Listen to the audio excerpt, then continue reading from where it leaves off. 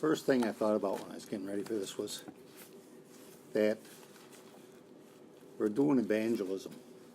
And I thought, what really is the meaning of evangelism? And I looked it up, and it's the spreading of the Christian gospel by public preaching or personal witnessing. Now that's evangelism.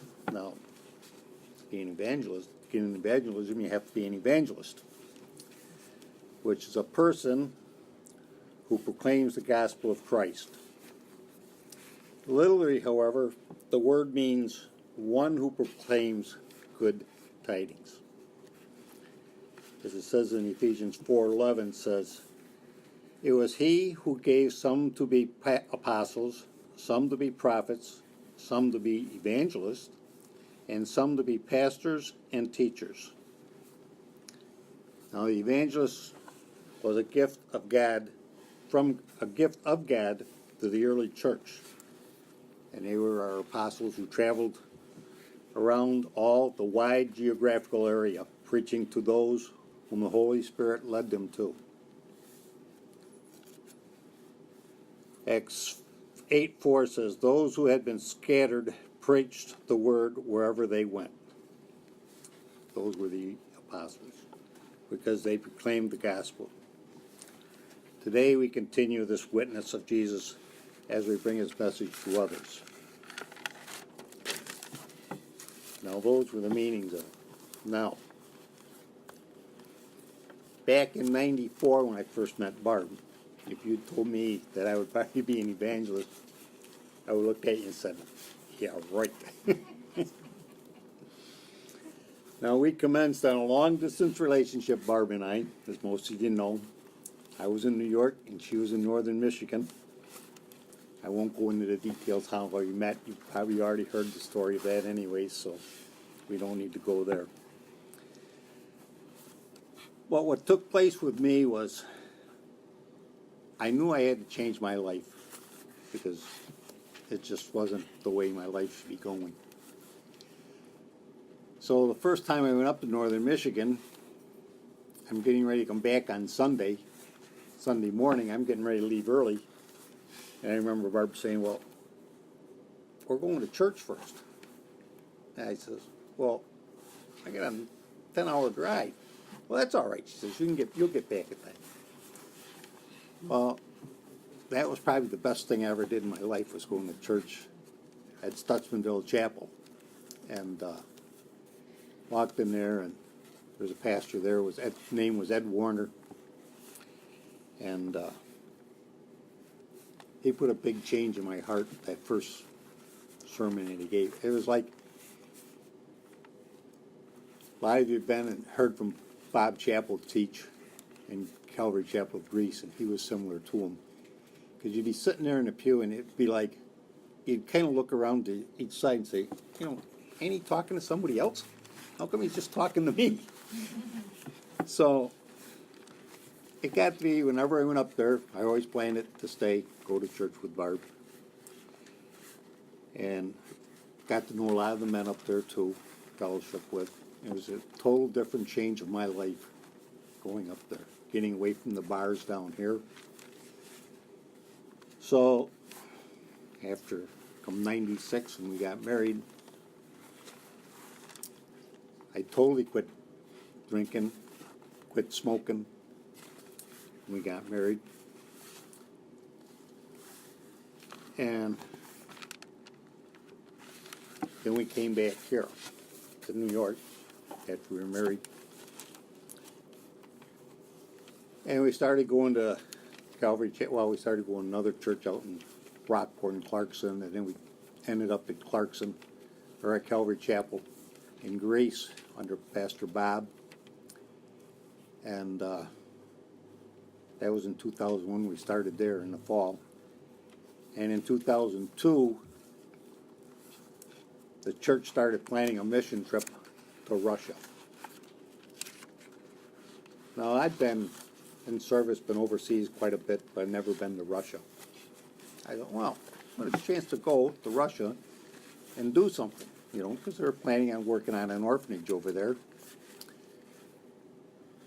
So that was my chance of going on a mission trip.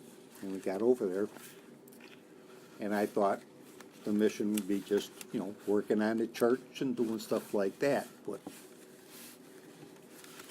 got my eyes totally opened up and regrouped, because they had, I think there was 25, 30 kids there.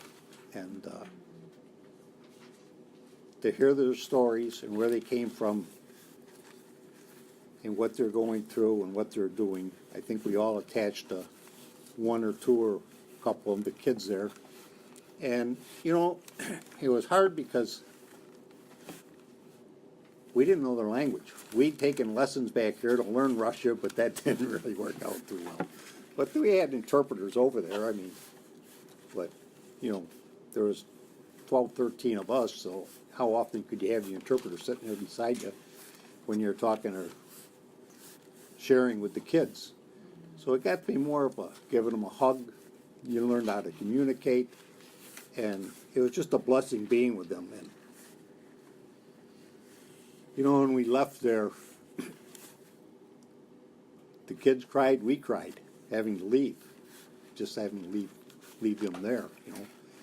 I know my buddy Dave Thomas, if he'd had his way, the girl that he was with, he would have brought her back with him, because they just were such a pair together. They played Frisbee together and everything else. It seemed like they were together an awful lot together. And, now after all these years, that was in 2002, and these kids were probably anywhere from 8 to, let's say, 17. So now they're all grown. And I think back now and wonder, where are these kids today? What are they doing? And is God watching over them? We planted a seed with them, showing them our love and what we could do to help them out and around the orphanage and everything. But it was hard. It was hard to get back here from that. And now, after all this time, think back about it.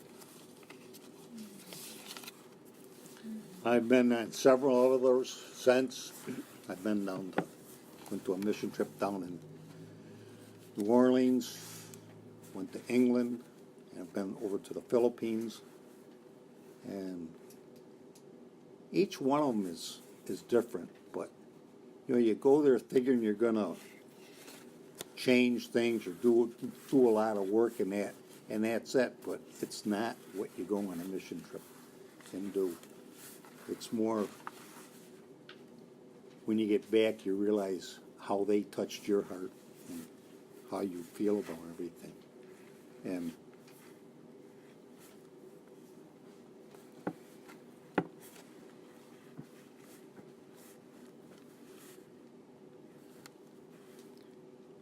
it's,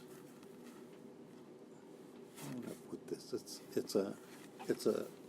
It's not like a mission here, like we got a mission field right outside our door here, going down to Father's heart and that.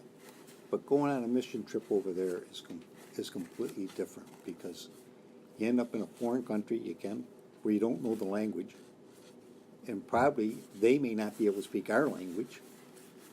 I remember in England,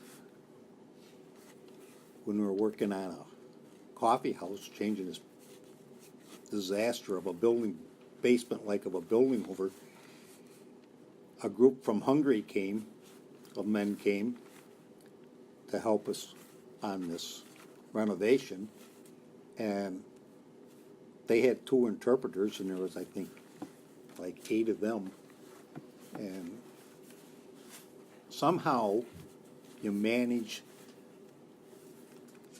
to communicate with each other, help each other. You're showing God's love to each other when you're doing this by helping each other, and you don't even, you don't know their language. So I think back about, at the time when the apostles going to all these other countries from where they were, wherever they went out of. How did they really communicate in all these different languages? What they did. And we got to be so thankful that they were able to communicate like that and continue to spread your word. That's all, what I think about. So lot about patience when you're doing this on a mission or when you're doing an outreach or being an evangelist. Because you got to be patient with whoever you're talking with. Know when to kind of, what am I going to call it? Draw the line on when to stop. How far can you, it's like, how far can I push this person to get him saved?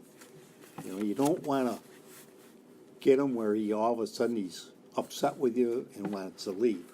But you want to get close enough that, yeah, maybe he will accept God right at that time. But you got to be patient enough to say to yourself, I think I've gone as far as I need to go, and now I'll turn it over to the Lord and let Him guide whoever's next into reaching this person. So it's a lot of prayer. It's pray and pray. Don't ever pray for anything quick to happen, and let it come in His time, and just go from there.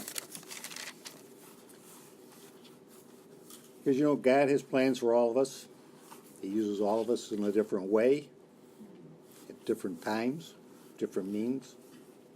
You see that. I've seen it down here at the Father's Heart Outreach. Every time we go, it's something different happens down there. Something, it might be, you might get to pray with somebody, maybe not. Maybe it's just walking over, saying hi to somebody, ask them if you can pray for them, or even just maybe give them a hug. And that's all they may want at the time. But you got to be willing to put that foot forward. Because that's our mission field here back here in this country. So, to anybody that's out there, you don't have to go overseas. You don't have to go to a, faraway land to witness. There's a mission field right here in this city. There's the mission field in your own homes, your own neighborhoods. We just had friends of ours on a street that lost her mom Saturday. She went to be with the Lord. And so that's what you can do. I mean, it's just that simple. And that's all you have to do if you want to be an evangelist, to spread the word.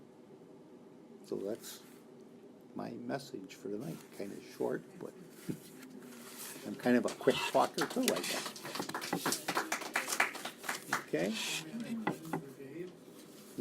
Hey, any questions?